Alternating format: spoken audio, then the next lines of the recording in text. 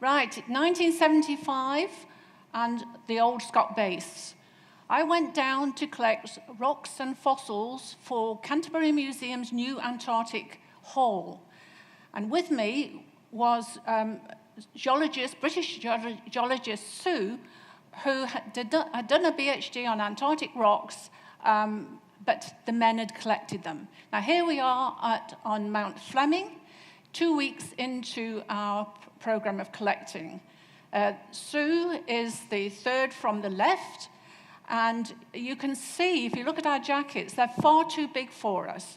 And in the middle was our smart man, was Bob Thompson, the director of Antarctic Division. Now, deep field parties are completely different from helicopter-supported ones. All the gear has to be packed onto all the gear for 2 months has to be packed up on pallets, and it all has to be carefully thought about and weighed. So you're lifted into the field with one of these ski-equipped Hercules that can land anywhere in Antarctica, and all the gear, you're lifted in, my first deep field party in 1979-80 to the remote higher range was 1,300 kilometers from Scott Base and 500 kilometers from the South Pole. Now, it's a huge escarpment on the edge of the polar plateau, and those cliffs are made of granite, and we were interested on the layers of rocks on top of them. We landed on the polar plateau, and you can see our pallets being pushed off the plane. It was very cold, very windy, it was very noisy. And Graham is trying to radio back to Scott Base. And it's only when we got that connection that we were allowed to remain. We moved from place to place using toboggans, which pulled all our gear on sledges. And the flags you can see there are to mark the crevasses. And we're inspecting the route ahead because it looks a long way away. It's actually further than it looks.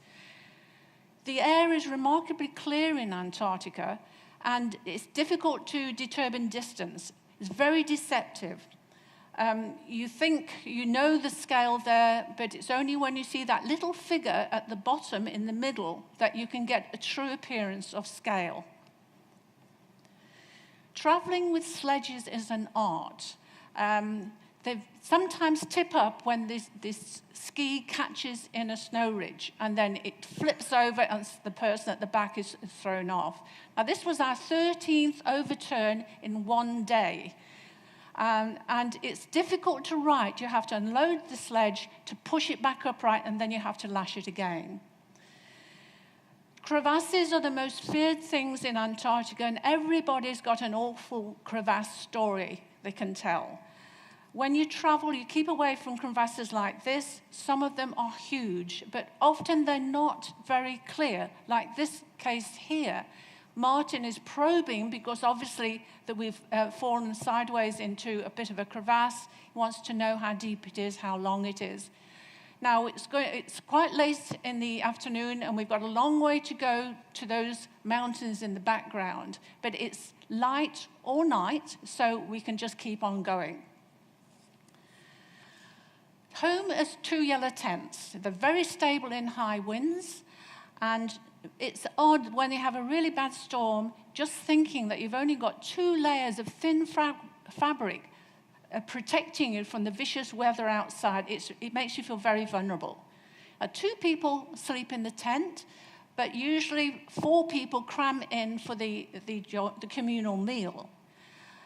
The big pan is for melting snow, and you have to be very careful not to chill the primus flame because that creates carbon monoxide. So if you're reading, you put your hats and gloves on and you turn the primus off because you don't want to get unconscious. Strong katabatic winds we found on the edge of the plateau. You can see the sun shining. There's a lot of drifting snow that covers up the sledges and everything else. You cannot work in it. It is a cold place, the whole of Antarctica, but you do acclimatize. Sunglasses are essential. Now, the men's beards tend to frost up, and if they're out for the whole day, they tend to freeze to the clothing, the hood of their parka. Women use a balaclava or a sheepskin mouth cover to catch the frost.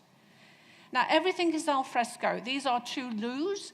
The one on the left is a 1979 version, and the wall is for keeping the wind out and to give privacy. The one on the other side was one made by Martin, and all the toilet waste is taken away. Well, why go to these remote places? Now, the shell at the top left is a species that is found also in New Zealand. The leaf in the middle is a Glossopteris leaf, and that locality, there were Glossopteris forests for quite a long time.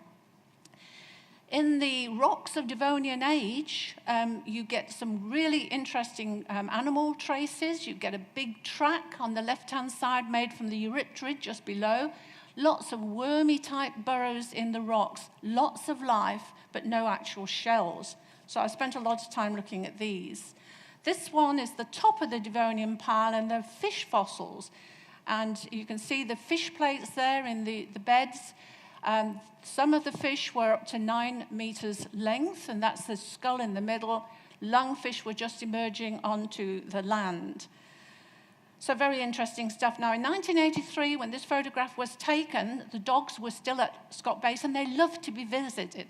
They would wrap the chain round you, and then they'd piddle on your leg. And you had to give an equal attention to all the other dogs, or else they got terribly jealous and started squabbling the next time they all met up. Thank you. That's the end of my talk.